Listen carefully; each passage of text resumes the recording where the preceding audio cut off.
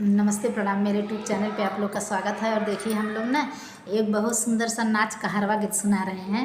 देखिए गौना ला के ना पति बाहर गया है कमाने के लिए, तो पत्नी कैसे कह रही है आप लोग सुनिएगा गाना के माध्यम से। और सुन के चैनल पर लाइक सब्सक्राइब कमेंट ज़रूर करिएगा कि यह सही है कि नहीं है। सुनिएगा आप लोग गाना के माध्यम से।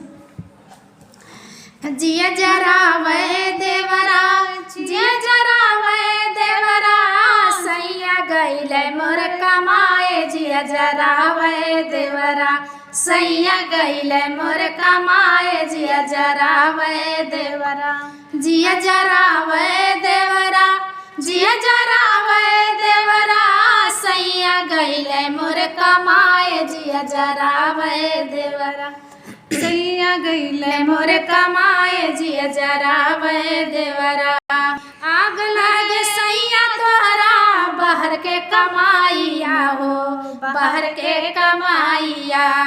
आग लगे सैया तोहार बाहर के कमाइया हो, बाहर के कमाइया। तनिको न ध्यान हमरा देत बड़ सैया हो, देत बड़ सैया। तनिको न ध्यान हमरा देत बड़ सैया हो, देत बड़ सैया।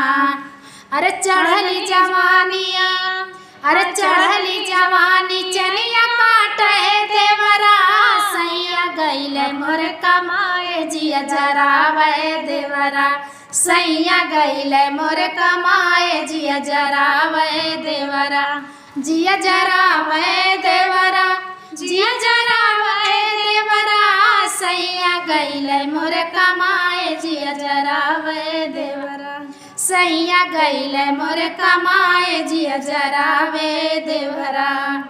सासु ननदिया के बोलियो न भावेला हो, बोलियो न भावेला।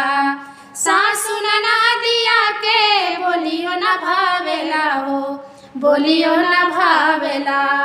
होत भोर घरवा में झगड़ा लगावेला हो, झगड़ा लगावेला। होत भोर घरवा में झगड़ा लगावेला हो, झगड़ा लगावेला।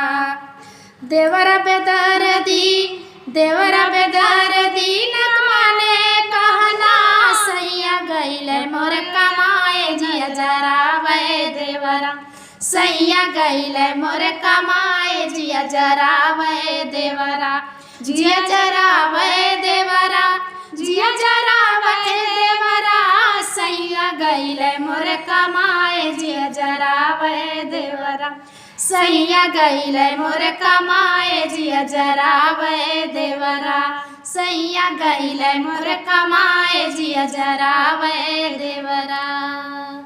कैसा लगा हम लोग का गाना? आप लोग सुन के कमेंट करके ज़रूर बताइएगा प्लीज़। बहुत चुटकुला गीत है, बहुत छोटा गीत है।